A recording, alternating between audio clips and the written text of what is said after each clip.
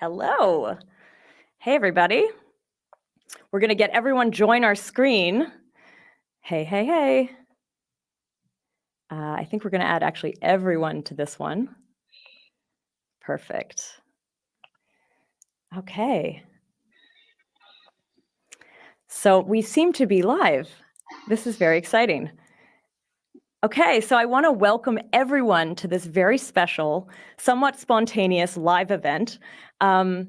We are here to celebrate the launch of Celestia, and we're joined by a group of the Celestia team. I just want to make sure we got everyone on that should be on. Yes, perfect. Okay, do you guys want to just say hi? I want to hear you, and I want to know that you can hear me. Hello. Good. Hi, I can hear you. Hello there. Hello. Perfect. Okay.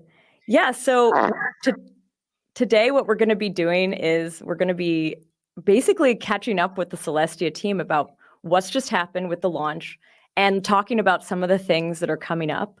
I want to just quickly introduce us, the ZKValidator, and myself. So you might know me as the host of the Zero Knowledge podcast. I have the cool logo here. But today I'm actually wearing a different hat. I'm also the co-founder of the ZKValidator. And today we're actually going to be, it's the ZKValidator who's bringing you this live event. We're currently streaming on Twitter, on the ZKValidator Twitter, the Celestia Twitter, the Celestia YouTube channel, and the Zero Knowledge Podcast YouTube channel, and the ZKValidator YouTube channel. So yeah, we're kind of trying this new format of just streaming to multiple places at the same time. We hope you like it. But yeah, a little bit about ZKValidator. We run validators on strategically aligned networks, which we feel Celestia is. We are actually already a Celestia validator. And separate from this, what the ZKValidator tends to do is we are advocates for privacy in ZK. We participate in governance where we can. We build tech tools, and we launch initiatives to promote and fund ZK tech. We are also, like ZKValidator and ZK Podcast, co-created the ZK Hack event, which I might tell you about a little bit later. We have an event coming up around that. And here with me on stage is Agni and Hector from the team. I just want you to meet them. I think they're going to be coming in and out of the event today, but also you may have met them at other events that we've done, and we hope to do more events like this going forward. So yeah, thank you so much for that. Thank you so much for all of you for being here. I think we can now kick off our spontaneous interview with Ismail and Mustafa. So I'm going to invite everyone, some other folks back later, but for now, I think we can kick off. Perfect. Nice. So I think just to start off, how are you feeling? Like it's been a big day. Pretty relieved, and actually the launch went pretty smoothly. Like the validator community is pretty awesome. I feel very relieved. That's like 4 years of work of like a team, contributors, and community leading to this day. So yeah, pretty relieved, very excited. Nice. How about you, Mustafa? Yeah, I'm also very excited. I think the launch went pleasantly in an uneventful way. It was like very uneventful in the sense that nothing, like it was all very rehearsed, and we had multiple test nets, so it went very, very smoothly. Very nice. Right now, your taglines are implementation details, Ismail, and janitor, Mustafa. I feel like for our audience, it might help to learn who you really are. Yeah, why don't you quickly introduce yourselves and your kind of, connection to this project? Sure. So I'm co-founder of Celestia and CEO of Celestia Labs. I co-founded Celestia, which was formerly known as Lazy Ledger, with Ismail and John. I'm Ismail, also co-founder and CTO of Celestia Labs. The implementation details is a reference to an internal joke, which we were always making, because the paper was written like over 4 years ago. And yeah, as a CTO, I had to deal with like the implementation, and in the beginning, everything was like, it's just an implementation detail, which took 4 years. Nice. I want to so you just said you had you'd kind of rehearsed a lot of these things. I have to say, I've never actually been backstage to a launch of a network, which I kind of am bummed that I haven't had a chance to know what it's like in the room while you're pushing the button. But can you share with us a little bit about what that felt like? Like, even if it was rehearsed, like, yeah, go back to, and actually, what time exactly did it happen today? So first of all, there's no pushing of a button. It's like Okay. in the hands of like the community to actually launch the chain. So yeah, we were nervous still, despite the fact that we like launched many test nets and like as Mustafa said, pretty rehearsed the actual launch. But in the end, it's a decentralized project, which is like not in our hands. We cannot just push a button and launch it. So things can go wrong, right? Like it's a distributed system. So yeah, for that it was pretty smooth and amazing, and yeah. Nice. Tell us a little bit, like you had sort of talked about going over the steps and figuring out exactly what you needed to do. What did you do over the last few weeks in prep? What was that sort of planning like? Yeah, so this was after we finished the airdrop. We had the airdrop last month, and then after we finished that, kind of started the work of actually trying to assemble the Genesis file and recommending that to validators. And then we had 75 validators at launch, which were the winners of an incentivized test that we did for the block space race. So I think we were. yeah, it's just like a lot of coordination with like, you know, hundreds of people were involved in this launch. And the Celestia Labs team is just a small part of that. Ultimately, it's the validators, everyone who participated in the test nets, people, the entire Rollup ecosystem is building and Rollups and Celestia test nets and testing them and so on and so forth. Very nice. In the blog post announcing this launch, you had said that this version of Celestia would be experimental. Can you share a little bit what that means? Like, what is already ready and what isn't? Yeah, so it's experimental because we're the first chain to actually launch a production version of data availability sampling. And that's a massive kind of milestone or achievement. And so there's still like a lot of, no one really knows how that will kind of play out in a real live network. So we have a data availability sampling protocol, and you know there could be bugs, there could be other issues that need to be resolved, and the community will kind of discover and fix. But ultimately, what you can use Celestia for today is you can now you can actually deploy rollups on it. You can use it as a data availability layer, and we also have blob stream, which is like a data bridge to Ethereum. And effectively, like we're effectively like Celestia as of now is like the only chain that supports data blobs. Like there's like you know like significant size data blobs for rollups. Like there's no chain where you can just post like data blobs for rollups at this size and scale. And so that sounds like something that people took for granted before. It's like, oh yeah, just dump the data on the blockchain. But no blockchain actually supported data blobs at this scale, like more than like 10 kilobytes a second. And so that's what you can use Celestia for today. And of course, anyone can now run a light node. You can go to celestia.org and you can spin up a light node very quickly. And that light node will actually do data availability sampling. But yeah, some parts of the data availability sampling protocol are still experimental. Things like block reconstruction and static coding tools. And so that's something that will evolve over time to make it more stable and reliable. I actually saw I think it was today that you sent it, maybe it was today or yesterday, you sent a tweet a little bit about how this this idea is sort of a continuation of Satoshi's original idea. I want to kind of hear, like, can you explore that a little bit with us? Like, explain how Celestia fits into that picture. Yeah, so it's actually a pure coincidence, but today, which is the day that we launched, is exactly 15 years after Satoshi launched the Bitcoin white paper. And that wasn't planned or anything, that was just a pure coincidence. Wow. But because Satoshi also released a Bitcoin white paper on October the 31st, 2008. And in the white paper, there was a section about what's called simple payment verification, which was like another name for light nodes. And the idea was that instead of having to run a blockchain node or a full node that downloads every block, users could just run light nodes. And they could detect invalid blocks from the miners. If the miners decided to misbehave and have invalid blocks, they could detect that by something that Satoshi described as alerts. And alerts is kind of like the predecessor to fraud proofs. And so, and then Satoshi obviously had a 1 megabyte block size limit on Bitcoin. And there was this whole block size war within the Bitcoin community around 2013, 2014, where part of the Bitcoin community wanted to increase the block size. And then they spun out to Bitcoin Cash, but the core Bitcoin community didn't want to increase the block size. And the reason for that is because if you increase the block size, it's more expensive for end users to verify the chain. But at that time, no one really thought that fraud proofs or this alerts system was really practical.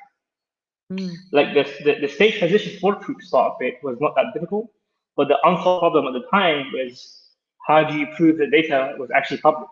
How do you prove data availability? And so now with primitives, we have primitives like data availability sampling that allows like those to prove that data is available. And so I would imagine that if these technologies were more mature back then, the debate might be very different. Yeah. Do you think, did that somewhere inspire the idea? Or was it something that you kind of were thinking about and then realized that had actually existed in that time? I mean, I've been researching layer 1 scalability, for a very long time. And to me, it was always about like, how do we increase the throughput of a blockchain without increasing the resources required for end users to verify the chain? Because scalability and throughput are different things. You can't just increasing throughput isn't scaling. You also have to increase throughput while making it cheap for end users to verify the chain, because that's what fundamentally differentiates Web3 from Web2. So I kind of made it my life's goal to figure out how to maximize secure block space in a way. And at the time when I was researching this, the purpose of research was execution sharding. So this was back when Ethereum had Ethereum 2.0. It was like, let's have 1,024 execution shards on Ethereum. And it was kind of like this very complicated proposals, very complicated. And I actually had co-founded a project called Chainspace. This was also a sharded system that was acqui-hired by Facebook, and that became part of the Libra team. But I didn't join that team, and I started Lazy Ledger, which is now known as Celestia instead.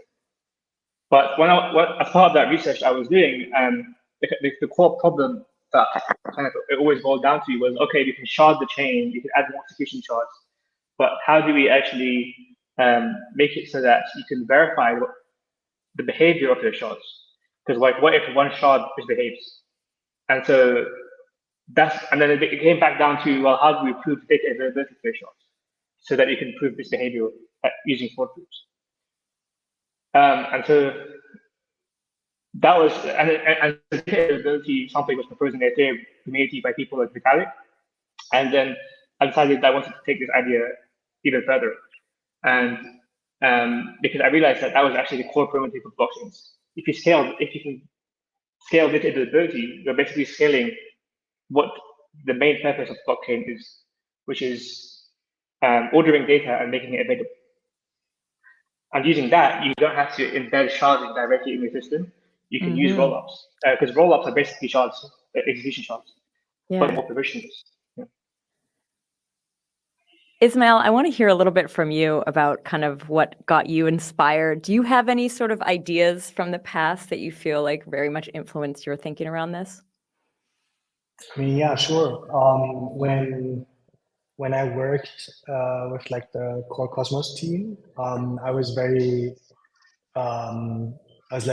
I really much like the idea on like how the state machine and the consensus is separated in software in like the Cosmos SDK, which like runs the state machine, and Tendermint, which does the consensus.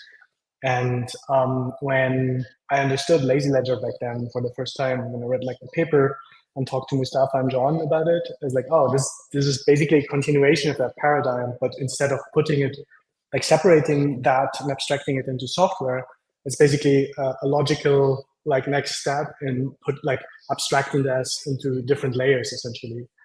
So yeah, this was like my thinking around that. Nice.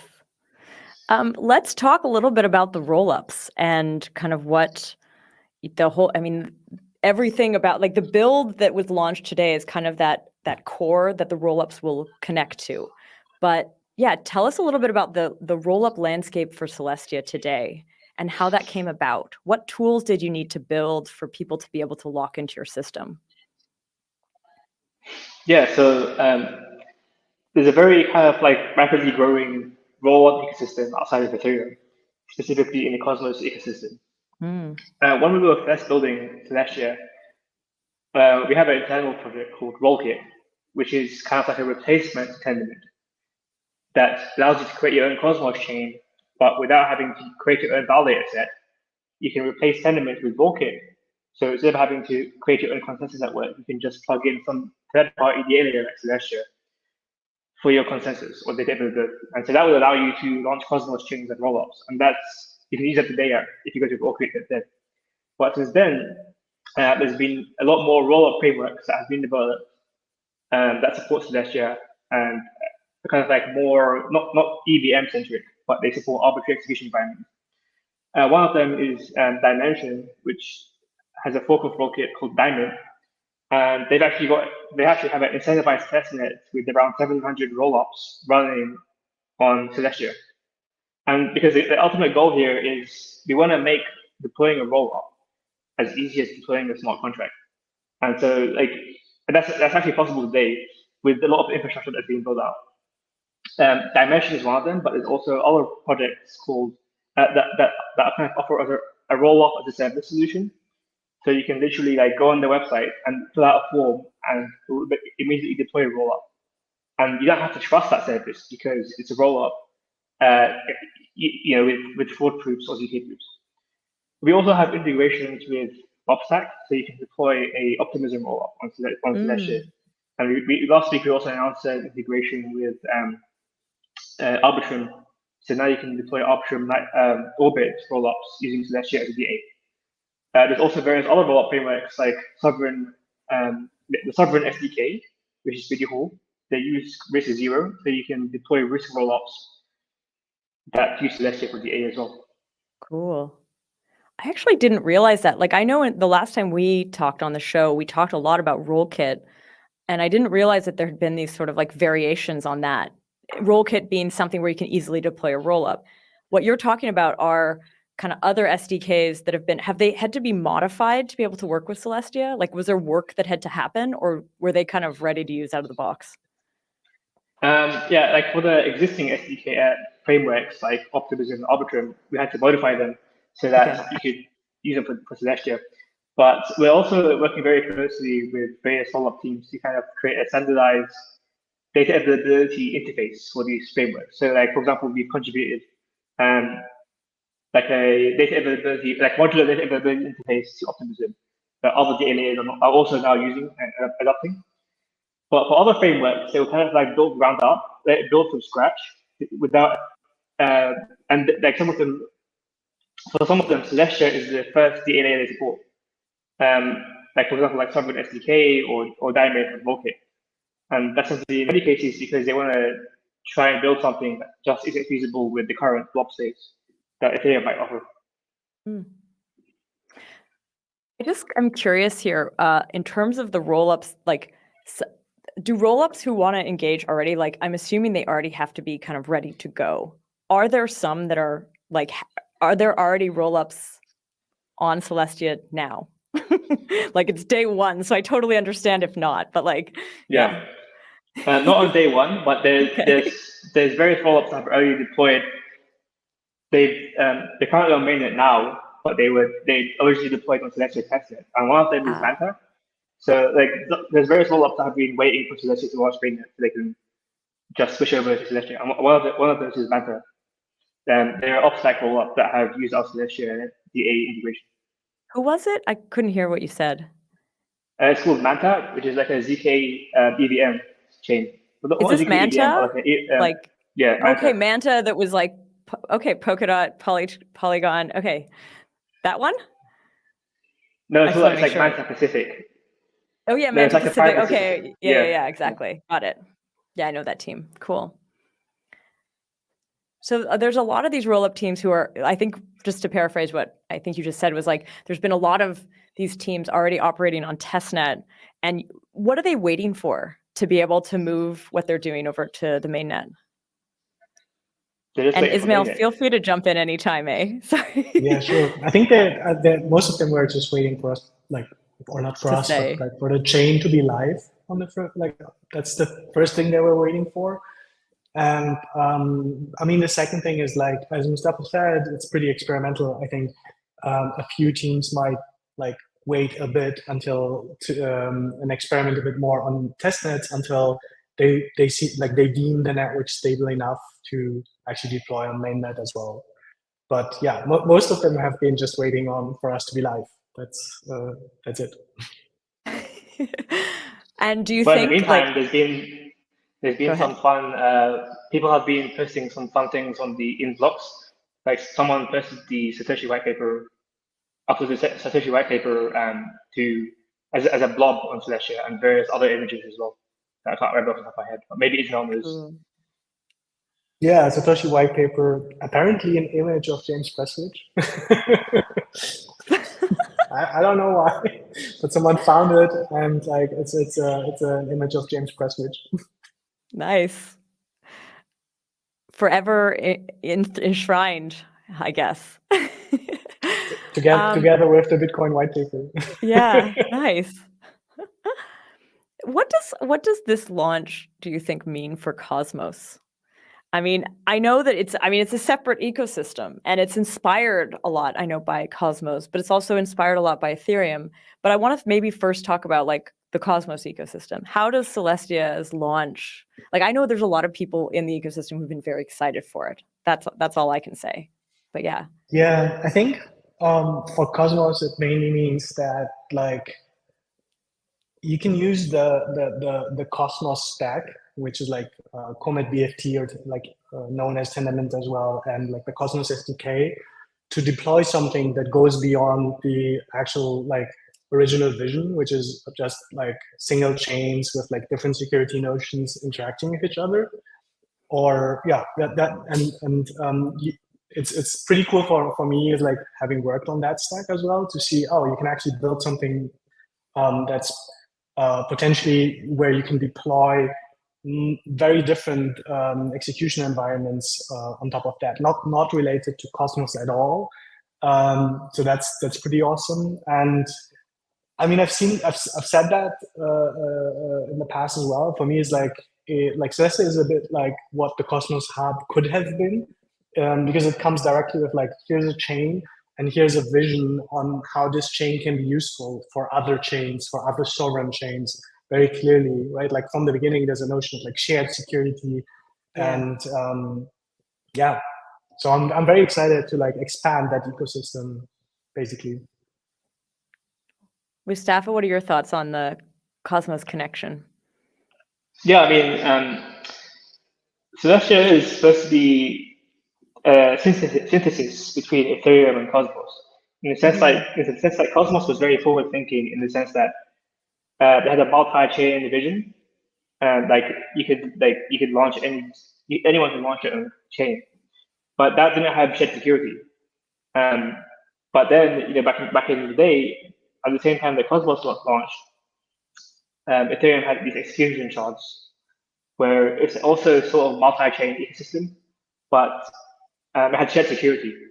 So Celestia is kind of a synthesis of these two visions, where with Celestia you kind of have the best of both worlds, where you can launch a sovereign chain, just like you can launch a sovereign Cosmos chain, but you can now have shared security, just like with the Ethereum rollup. Nice. What does it mean for Ethereum? Like, you position yourself between them, but like just looking from the Ethereum state. And I know we're actually going to talk in our next section a little bit about the blob stream stuff. But yeah, tell us a little bit about, how do you see Ethereum reacting to Celestia? How does Celestia fit in that context? Yeah, I mean, mainly Celestia provides data blob space to Ethereum via blob stream, which you'll discuss soon. But one of the interesting things about Celestia is that unlike Ethereum, it does not have an enshrined smart contract environment. Like, and so it's not a supplement layer like Ethereum. It only does data availability. So you can use another settlement layer. If you need a settlement layer, you can use Ethereum for that, and use Celestia for GA. Nice. I want to ask something.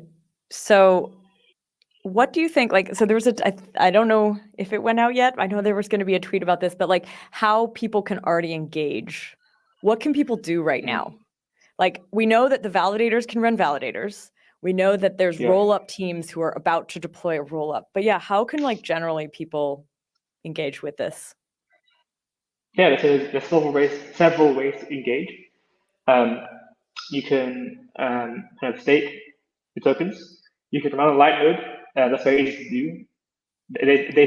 Be one of the first people to run a data light node. And you can even deploy your own rollup. Like, it's easy for users to even deploy their own rollup. Like, if you go on the Rollkit or Dimension docs, there's like you can do it very quickly, 5 minutes. Like, you can actually deploy your own rollup and deploy a DAO or whatever you like. What, like, actually, this, Ismail, I think we did an interview in Paris a few months ago where it dawned on me what you were saying about like these small rollups. Like, a rollup can also, like, each application could have its own rollup. I had always thought of these rollups as like large, general purpose VM kind of like an environment where people would deploy things on top. And it was in our conversation where you were like, no, like each one, like rollups become much more. There's going to be a lot more of them, I guess. Yeah, they can be like sovereign rollups that like have their own like an own Cosmos zone, so to say, but like with a shared notion of security, right? Yeah, and like my dream is basically that also the tail end of like applications that are currently either too expensive to deploy on Ethereum or too expensive to deploy in terms of like work you put in and resources, too expensive to deploy as its own chain, will be feasible to be deployed on Celestia. So it's like, you think of that as like the tail end of like decentralized applications that are currently nowhere deployed because it's not feasible, not practical. And this ideally would become practical with Celestia. Cool. Yeah, there's around 700 rollups on Dimension deployed that use Celestia, and there's kind of like various fun different rollups that people are experimenting with. Like, there's various kind of like games that people are playing with, various different ideas as well. So you can check that out as well if you want to see what people are experimenting with. But yeah, the ultimate idea is it's very similar to the web in the sense that just like how every organization or every community has its own website, and those websites or communities, they don't all share the same server. They all like deploy those virtual machines on EC2. Like, anyone right now can go on EC2, deploy their own virtual machine in 5 minutes, and install whatever they want on it. Wow. So rollups are very similar. Like, rollups are like virtual blockchains. Instead of having to share an execution environment with everyone, you can deploy your own virtual blockchain and you're not limited to the EVM. You can do something like that's more suitable for your application, and experiment with that, just like people can deploy virtual machines on the web. Nice. So I guess what you're saying, anyone can now, is this almost like a call to action for folks to go try this, to like try it themselves? Yeah. How complicated is it actually? Like, how technical do you need to be to do this? Like, there's some services that have made it extremely simple. Like, one of them is called Vistara. Like, you literally fill out a form, you click a button, and it deploys a rollup for you. Like, it's very easy. Yeah, it's the same as like deploying a virtual machine on DigitalOcean or EC2. Yeah. You literally just fill out a form, click deploy, and it's deployed. Crazy. But do you feel like most of the users, most of the rollup folks, will actually be doing much more kind of custom rollups? Is that sort of the thing you envision, or do you actually envision these roll kit like things basically being like the most used format? Yeah, I mean, the way I see it is that kind of like protocol developers will create different execution environments, but the actual users deploying this rollups, they obviously are not necessarily going to be creating execution environments, but they're going to be using it.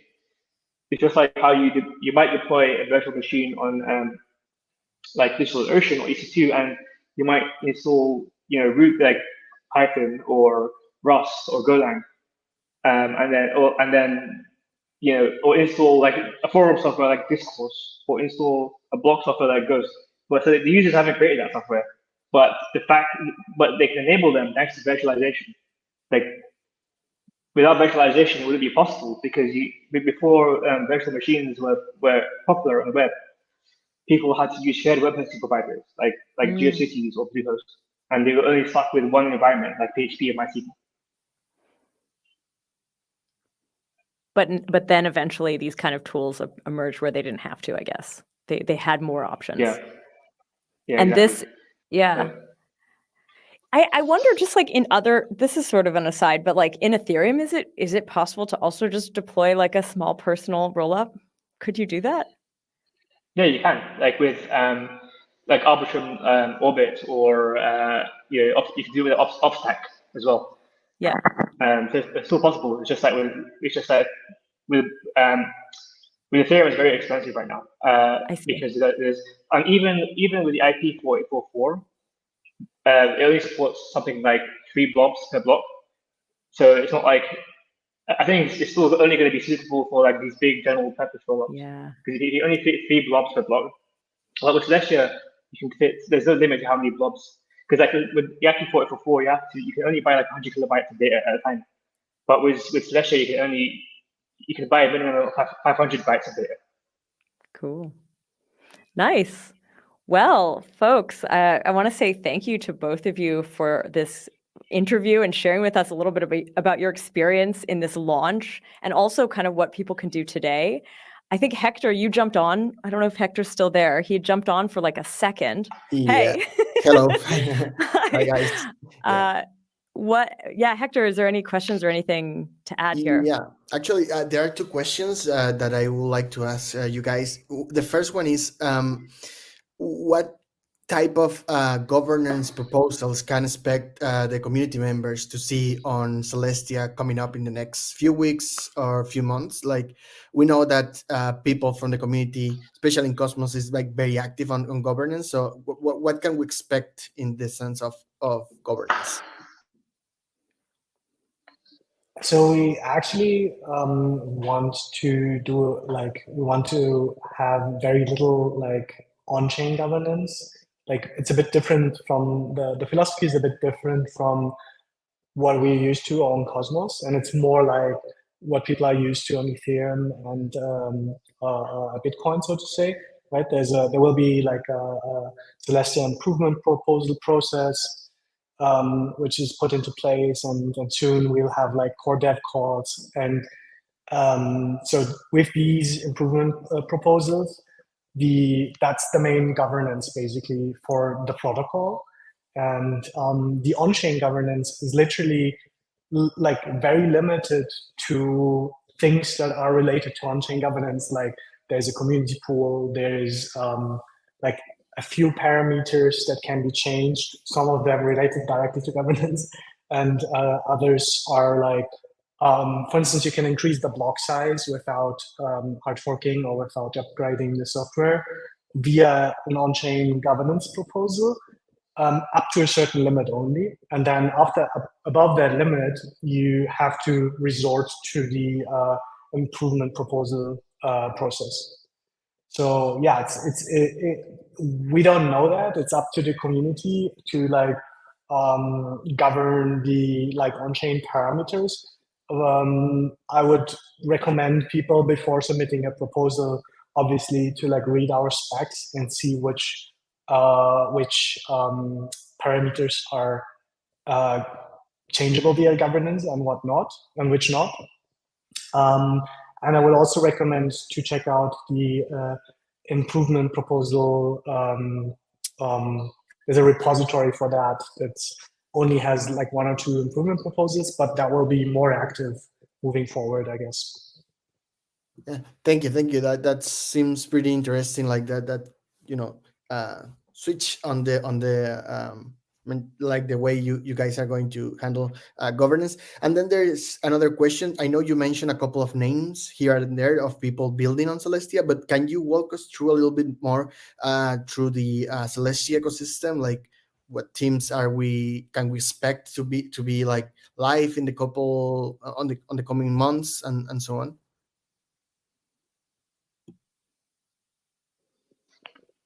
Yeah, so if you go on our website, we actually have an ecosystem page where you can check out the various project ecosystem. There's like different categories of projects. There's Rollup as a service providers. So there's like five different Rollup as a service providers that are going live on Celestia. There's Outlayer, Caldera, and Eclipse, Snapchain, and Visara. There's also various shared sequencing networks. Shared sequencing has been a hot topic with Astria, Fairblock, Radius. And there's also like various settlement layers. Neutron is one of them, and others like Dimension and Verichain.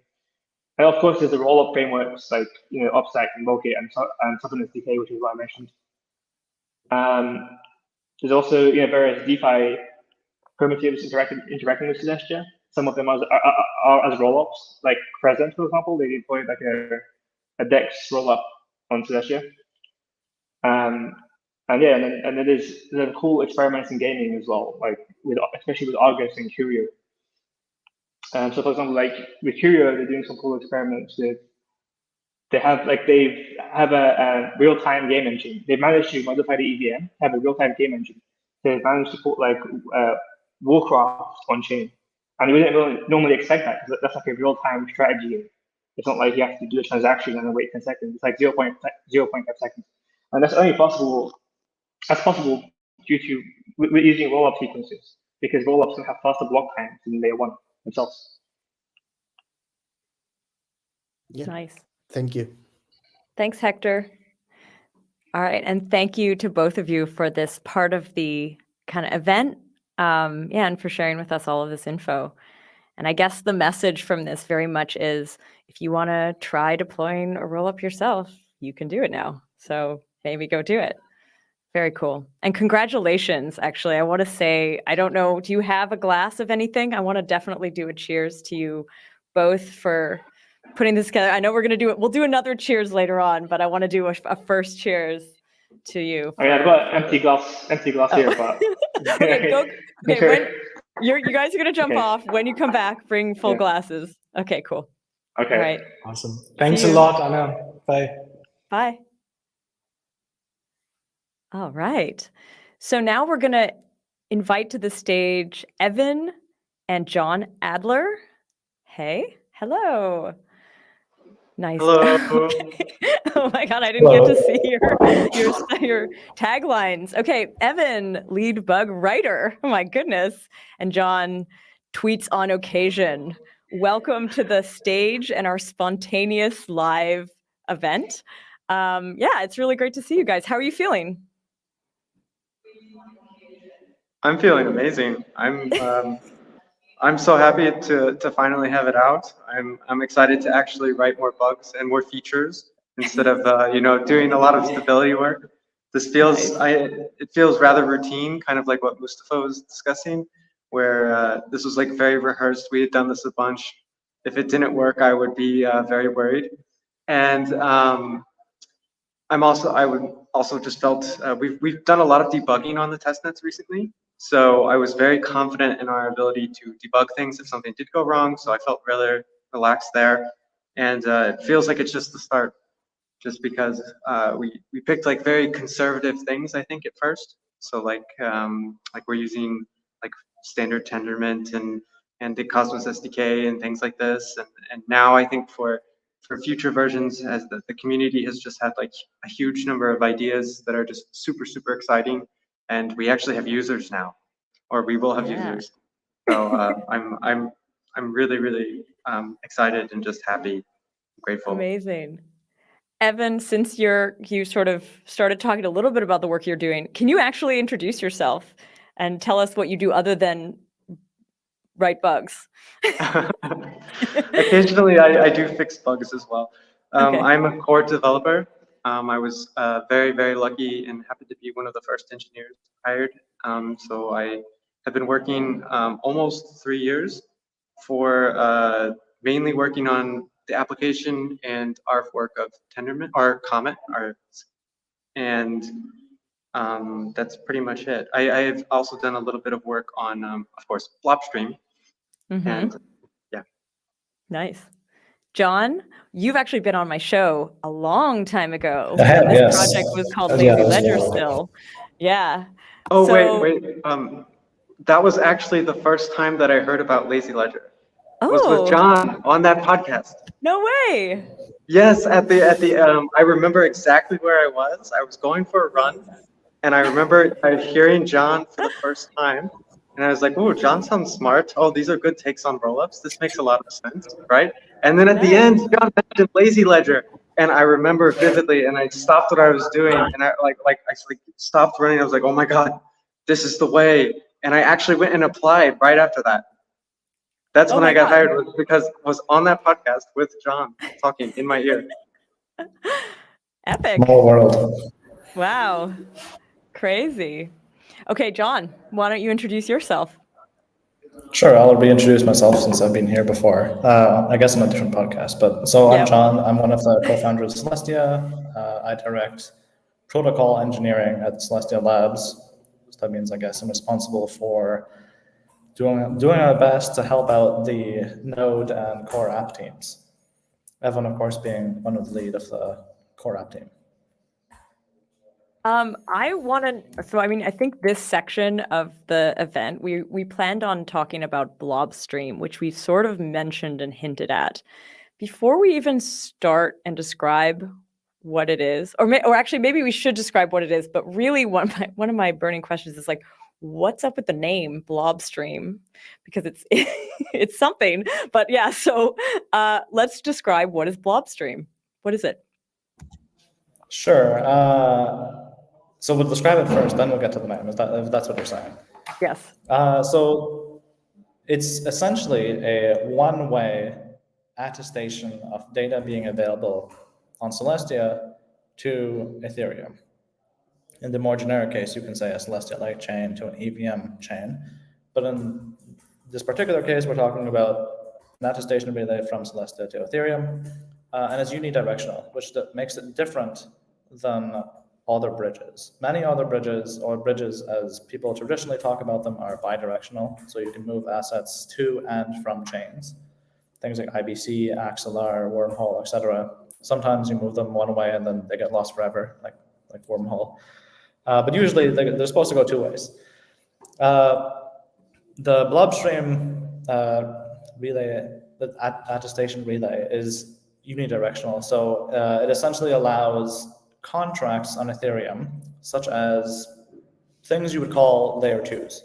Mm-hmm. So, variations of Arbitrum, Optimism, Starkware, those kind of protocols can use Celestia to post their data availability while still settling on Ethereum. That's essentially the TLDR of what it aims to achieve. But you mentioned this unidirectional. We haven't delved into the implementation details. Okay, but you mentioned this unidirectional. What part of that is unidirectional? And are you deploying a smart contract on Ethereum yourself?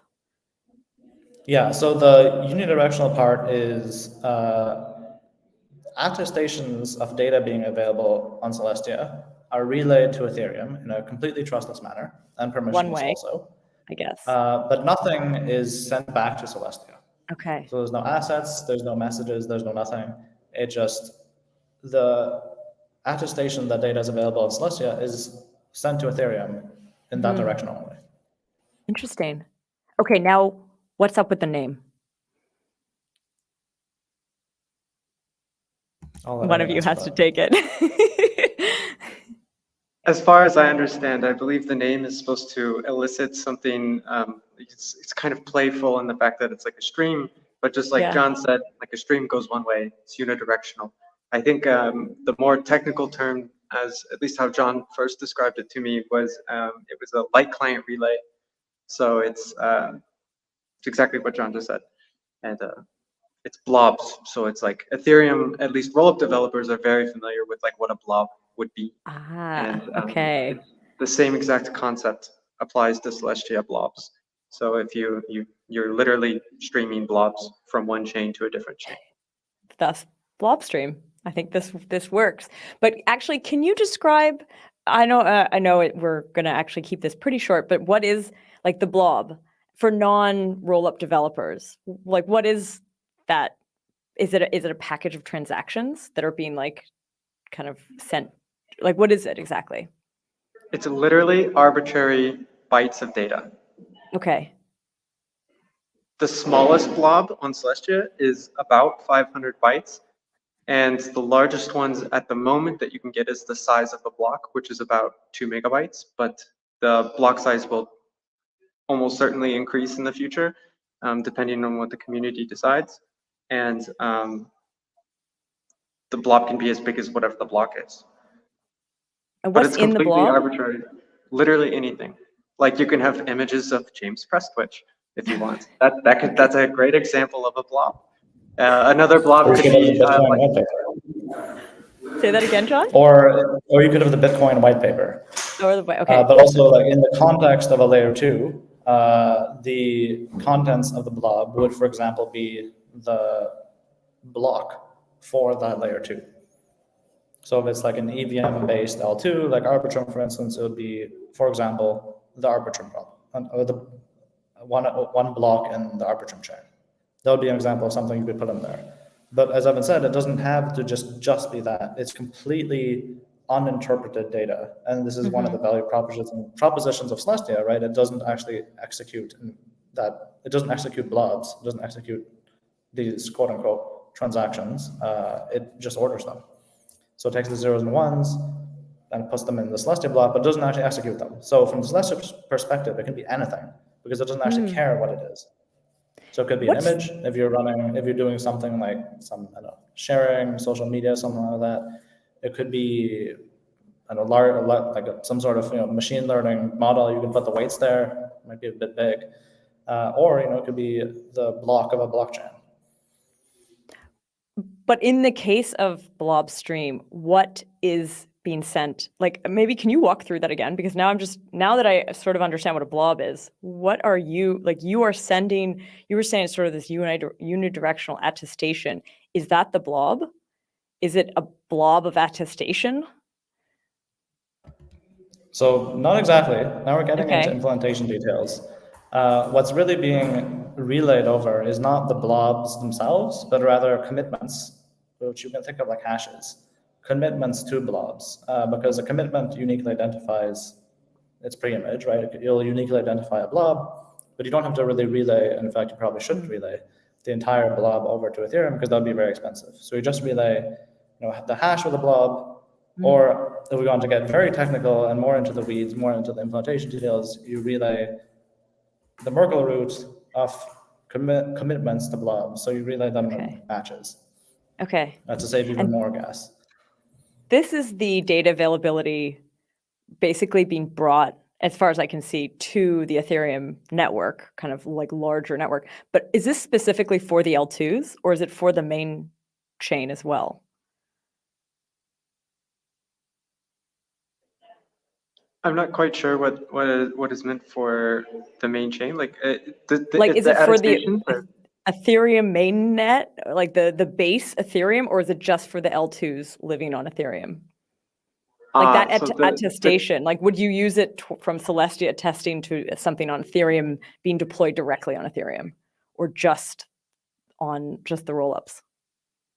The attestation is, of course, over all the block data in Celestia, and that goes presumably to the contract on Ethereum. Okay. And then the rollups will post their block data to Celestia, and then they prove when they need to, depending on the rollup, they prove the inclusion on Ethereum, so on the Blobstream contract. Yeah. So, but I guess I'm kind of like trying to figure out like who's the customer for this. And I know it's not really a customer, but like it's the rollups from what I understand. It's the rollups who want this data availability extra. It's not the Ethereum main chain that's using this for its own data availability, because I guess it has it built in, right? I see, yes, definitely the L2s. Okay, got it. Yeah, that's correct. And we've seen a lot of excitement among the various L2s to greatly increase their capacity for data availability because Ethereum as it exists today, it's kind of has the throughput of like dial-up internet. Meanwhile, Celestia, as it's launched, has the throughput of broadband. And Nice. potentially in the future, as block sizes increase, and could easily go up to fiber speeds potentially, comparative orders of magnitude. So various L2s have had a lot of excitement around the possibility of having much higher data throughput, which can unlock broader range of applications for lower costs, etc. Cool. I don't know if this goes a little bit outside of the scope of this interview, but I know when the ZKV team, when we were talking about this interview, it came up. We know that like Succinct is doing something with you guys, Blockstream X. Can you share a little bit about that? Also, if it is out of scope, just say so. But I wondered if we could talk a bit about it. No, definitely not. I think the Blobstream X is potentially, I think, the future of Blobstream. So currently Blobstream works as the validators are signing using a different key.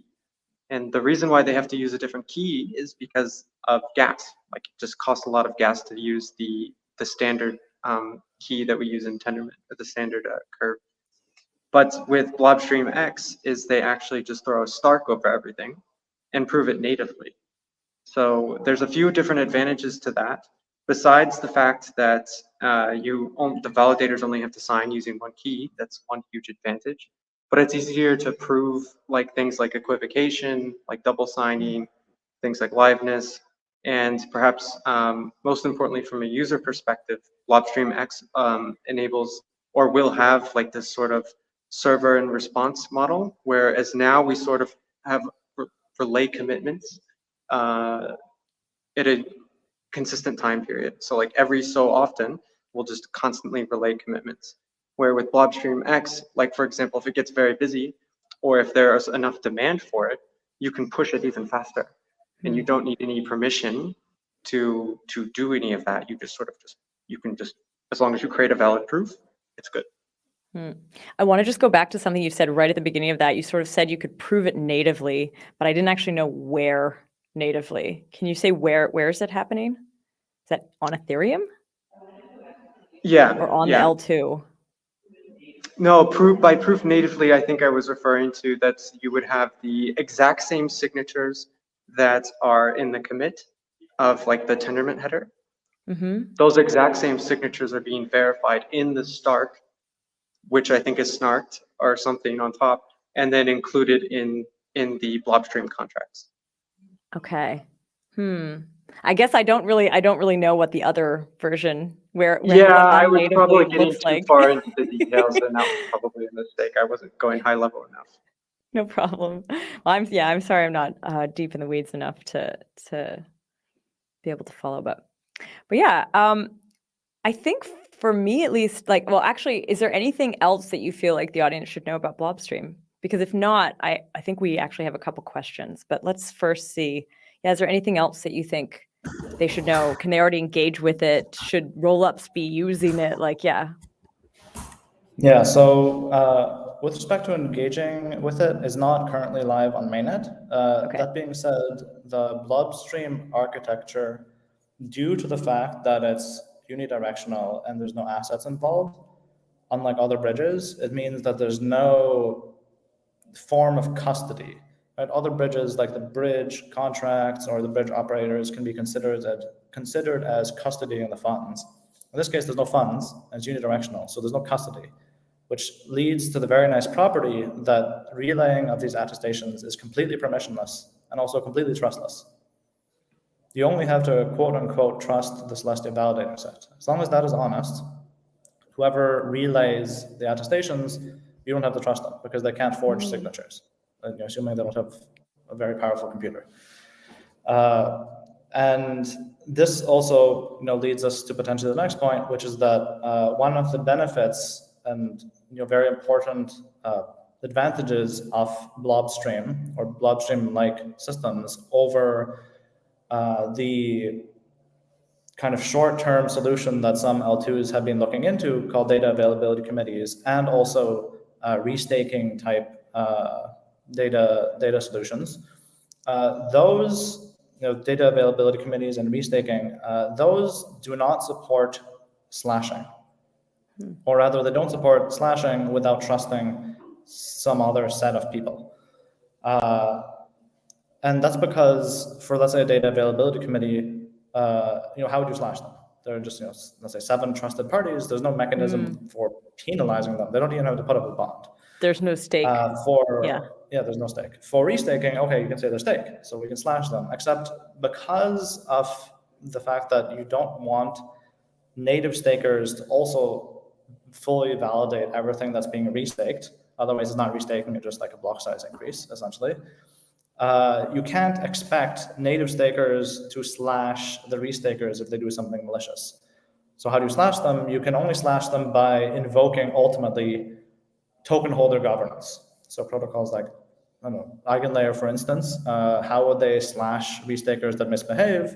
Well, you need the EigenLayer token, and a majority of token holders have to vote on something. Well, that's not the same security model as, let's say, Ethereum, or even if the majority of Ethereum validators equivocate, or if they sign over a malicious block, they are not going to trick nodes that, assuming, of course, the implementation of fraud proofs, etc., they're not going to trick nodes, especially they're not going to trick full nodes. They will get slashed, but they won't get slashed inside of consensus. They'll get slashed through social consensus, because that is the ultimate kind of guardian of these protocols. So with a protocol like Blockstream, the nice thing is that since Celestia is a layer 1, the Celestia community can get together and slash Celestia validators, even if a majority of them sign over some malicious block or sign over a block that is not available, for example. So this is like an additional crypto economic security guarantee that is impossible to achieve with data availability committees or restaking. Nice. Cool. All right. Thank you for sharing with us a lot about this kind of upcoming part of the Celestia stack, I guess you could call it. I don't know if you already shared this, but is there a time frame for when we can actually use, or when teams can actually engage with this? I believe that we already have versions live on our testnets. So on the Arabica testnet, I believe we already have it live. We will have it live soon, TM, on the other testnet, on Mocha. So within a month, I think is a very safe bet. And then for Mainnet, I believe that's just up to the community. I have no clue when that would be. Okay. Yes, because like I said, both deploying the contract and operating the relay is completely trustless and completely permissionless. It's up to the community to start running this, essentially. But please don't start running it now because the code is still being. It's not ready. Okay. Maybe wait until it's audited first. Sounds good. All right. Thank you. Thank you for this interview. Thanks to both of you. Let's see if I don't know if I actually saw a couple questions. So yeah, I wondered if you want to share. Yeah. Hi guys. One of the question is I don't think it's related to Blockstream, but like since we are ZKValidator, I think it's fair to ask it. Can Celestia have a fully private rollup on it? That's a question that someone is asking on the chat, and I think like since we are ZKValidator, like why not ask? Yeah. Yeah, definitely. You can of course have a private rollup. You can build whatever. It's complete. The execution, the actual logic that goes over the block bytes or the bytes in the block is completely arbitrary, which is kind of amazing. Yeah. Awesome, thank you. So it's basically if you can build something, then you can build it on Celestia. I used to call Celestia like a universal something. I forget exactly what. But as Evan says, you can build whatever. So if someone tells you, "Oh, I can build a private rollup on system XYZ," you can build it on Celestia as well. Celestia allows you to literally build anything you can build on any other protocol. Awesome. And another question is like, is Blockstream like? Right now, it's focused on Ethereum, but like, will it be available for any other ecosystems in the future, or it's only focusing on Ethereum? So the nice thing, like I said, because everything is trustless and permissionless, there's nothing stopping anyone from, say, forking the Solidity code and let's say porting it to Rust and running it on Solana. There's nothing stopping anyone from doing that, and there's also nothing stopping anyone from relaying attestations from Celestia to any chain of their choice, e.g. Solana. It's all trustless and permissionless, and the code is all open source. So you can just take the code and put it on another blockchain that's not EVM, and it'll still work, and this won't require any permission even from the Celestia validators. You can just take the signatures that are there, you take the signatures and just put them on a different chain. Thank you. All right, nice. I know that, yeah, so I guess, Hector, thank you for those questions. Someone had actually suggested another name, Quantum Gravity Bridge. I guess this is an old, they might be, anyway, is this sort of like what it used to be or something? Okay, got it. But yeah, thanks so much for sharing with us this, this insight into what this is. And yeah, and again, congrats to you. I actually think now would be a great time to invite all of the folks who are here kind of backstage with us, back on the stage, to do maybe like a bit of a cheers. We want to say congrats to everyone. Yeah, maybe if you're, yeah, okay, perfect. Okay, whoa, okay, yeah, here's everybody who's been backstage this whole time. Very cool. Yeah, I think, you know, we're hosting this from the ZKValidator. We're going to be very active in the Celestia ecosystem. We already have been. We've been on the testnet. We've been part of the incentivized testnet. We actually ranked. Yeah, we're really excited to see this happening. We're so excited to be able to celebrate this with all of you. I guess we can now raise our cup. Mustafa, I saw you filled it up. Very good. Congrats to the entire team for all the work that you did. I can just imagine that you feel a lot of relief and excitement, but obviously there's still a lot coming. So yeah, since I see a few folks from kind of the community side, like Yaz, it was actually, I think you and I who kind of brainstormed this to do this event. But yeah, tell us a little bit what to expect from the community or what's next. Is there any events we should be looking out for? Is there anything on the horizon? Hey, yeah. So DevConnect is coming up. So we have a lot of exciting events happening. We got game night. It's going to happen at the Istanbul Cistern. It's like a really beautiful venue, very historic. We're going to have like a lot of on-chain games, a lot of board games, Super Smash Bros. And we're also participating in Istanbul. There'll be a hackathon with a bunch of bounties happening. So yeah, it'll be really, really exciting in terms of events. Long-term, from the community side, Ismail mentioned the Celestia improvement proposal process, so everyone look out for that. We're going to kickstart that soon with the core devs. It's going to be really, really big moment for Celestia. Really exciting. Very cool. Amazing. And hi, Renee. We just wanted to bring you on because we're friends. Congratulations. Woohoo! Thank you. Nice. All right. Well, I think that mostly wraps up. I don't know if anyone else has anything left to say. I mean, we definitely, you know, if people are looking for validators to stake to and you like what we do, please do stake to us. We're called ZKValidator. Just so you know that it's actually a different company from the podcast behind me. ZKValidator is the group that's hosting this. But yeah, please do stake to us if you can. And I don't know if we have anything else to say, so I guess we'll sign off. Thanks, everybody. Bye. Thanks again. Bye. Congrats again. Thanks for having us.